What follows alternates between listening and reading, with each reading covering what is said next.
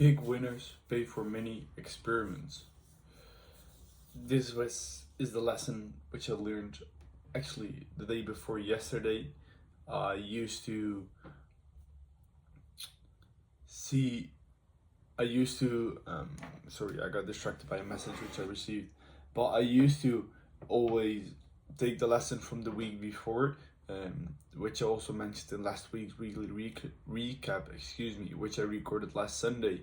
However, it was again like about the same topic which I discussed the last two weekly lessons on about, which is in short, in general, about like the long term and how important that is.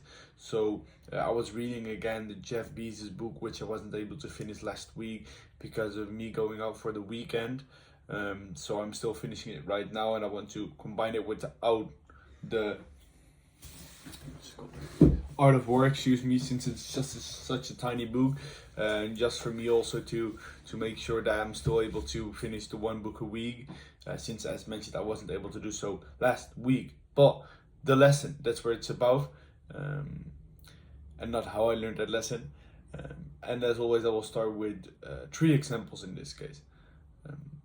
With the lesson, big winners pay for many experiences. I once bought a Google store, and with that I mean that I bought a specific GMC which I could use to advertise on, and I bought it after I heard it doing really well for someone I met at an event, and I bought it for 5K. I at that time was doing pretty well with my other business, so 5K I could lose easily, and I didn't even realize how much 5K was. It's of course like all relative, but 5K is quite some money. But I invested it, and the way I invested it is without even actually taking a look at it. I just saw that he was doing well with that, and I thought, okay, let's do it. So that's what I did. And even though I wasn't that investigated, it turned out to be a really, really high return on that 5K, since that store had made me over about 500K in revenue, and also led me to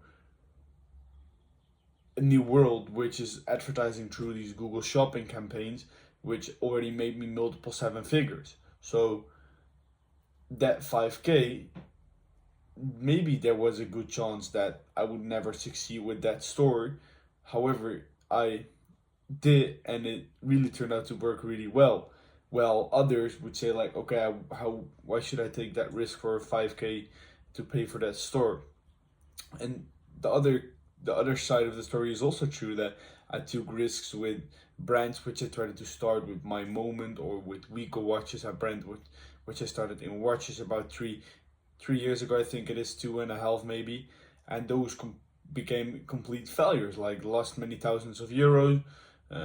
But also those had like quite a limited upside, and even though I think that I more failed because of me giving up onto that project, because of me thinking that that project wasn't the best project to work on, instead of that the project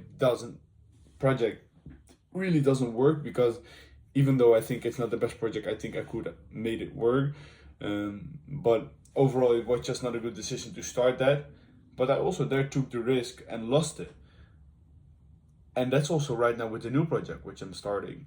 There's a good chance that I will never make it a success. I have to be rational about that and honest about that. However, it has like an unlimited upside. So even though, and that's the lesson, if there's a 10% chance that you will succeed, but if you succeed, you have 100%, 100x outcome, you should always take that bet. And that's exactly what Jeff Bezos mentions as well in his book. For example, with side project which he launched with Amazon FBA or Amazon AWS, all those kinds of projects, those have made him so much money. Well, other big companies haven't been able, don't take those kinds of risks.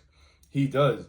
And that's the lesson, that outside returns often come from betting against the conventional wisdom. So like failure and success are inseparable twins always. So be aware of this, and that's also what I will be doing differently from now on. I will make more decisions with unlimited upside, even if there's a small chance for me to succeed. And don't be afraid to do so, and don't be afraid to make these decisions, and be aware of the fact that it is against the conventional wisdom of others, and others will judge you for doing so. However, and you also being aware that there's a good chance of you losing, but also be aware at the same time of the fact that if you win, you get 100x outcome. So, the lesson of today's week is outside returns often comes from betting against the conventional wisdom. If there's a 10% chance that you will succeed, but you will make a 100x outcome if you do so, always take the bet and failure, because failure and success are inseparable twins.